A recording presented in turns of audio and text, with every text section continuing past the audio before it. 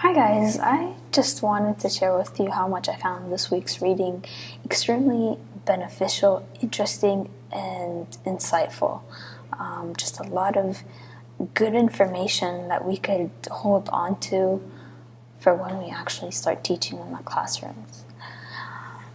So for this week's discussion post, it was centered around the scenario of Tammy, the classroom teacher, how she's working with Adrian, a child with a learning disability, and Lenny, a child with ADHD.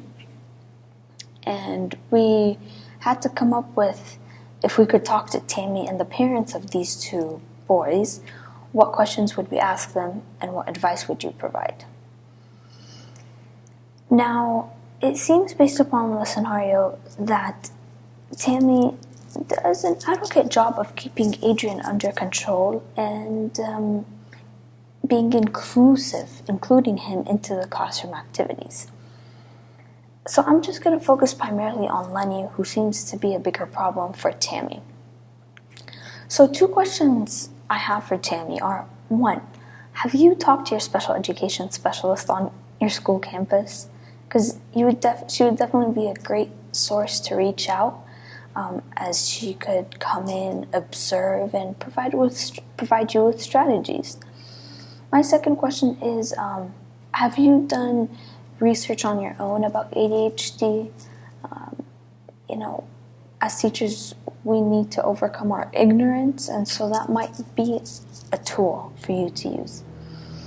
Now, Tammy definitely incorporates 2 accommodations for Lenny. She tries to maintain a schedule, as well as she tries to rearrange the seating environment to facilitate attention, for attention purposes. But what I would like to give my advice for Tammy would to consider the following. 1, I would tell her to consider allowing movement and change of posture aside from sitting. He moves a lot in the classroom. Lenny moves a lot, so giving him that opportunity might be beneficial to get his energy out. I remember during my observations last year in a 1st grade classroom, the teacher, specifically in the morning when most of the content subjects like math and language arts was condensed, she would separate those activities by doing exercises. She would have them do jumping jacks. They would jump up, push-ups, sit-ups, stretching. It was just a form for all the students to participate. So this could be an activity where she could incorporate, but also, but not necessarily just keep it only for Lenny. My second thing is to provide some optimal stimulation for Lenny. And one example that they mentioned in the book according to Vaughn, on page 168 was, providing maybe music in the background. Maybe specifically during math, maybe classical music while doing math.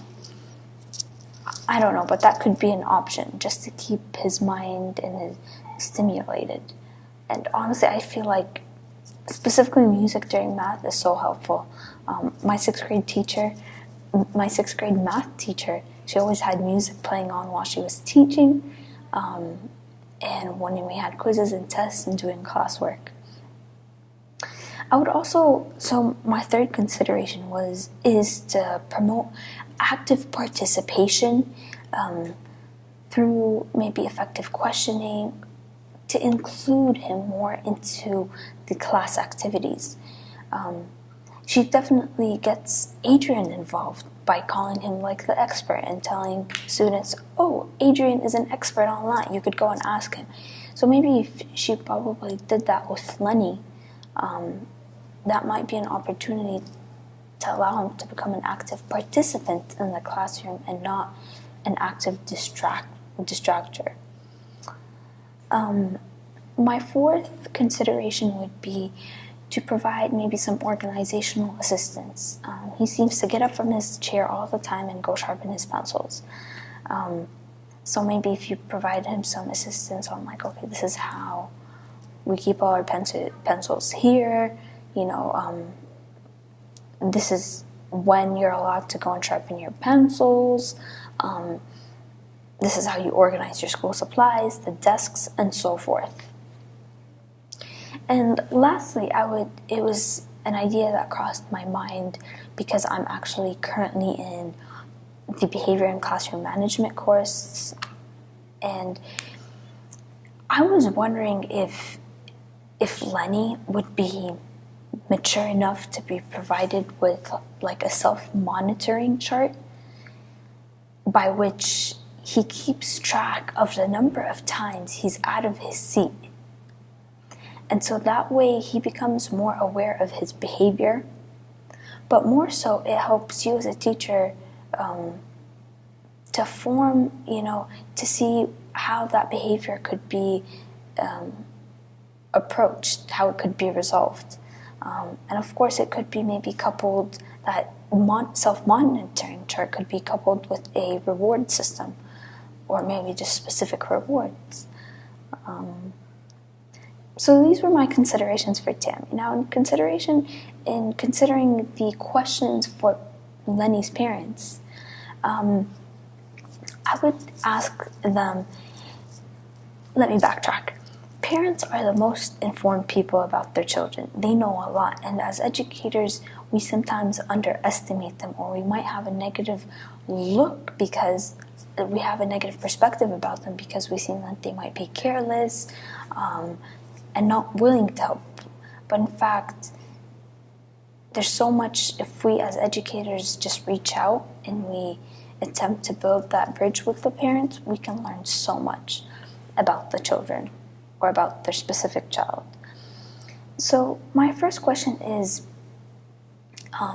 to figure out more about like, what are your child's strengths, so that we could figure out where he excels, where he's an expert at, or figuring out like, what are your son's hobbies is another question. These could be opportunities or the launching pad from which you could be more inclusive of Lenny in the classroom. I would also maybe ask, because Tammy seems to be having an issue with him and not having the right tools or approaches to keep him under control in the classroom. And so I would probably ask maybe, how do the parents deal with his attention problems at home? Are there any tools, any mechanisms, any approaches that they use? And maybe these could be helpful for the teacher to be used in the classroom. But I think more so if the parents are not doing anything at home, maybe that would be an opportunity for the parents and the teacher to sit down and to develop maybe a plan together to help their child. And so these were my thoughts for this week's discussion. If you guys have any questions, as always, comment below and I will surely do my best to get back to you as soon as possible.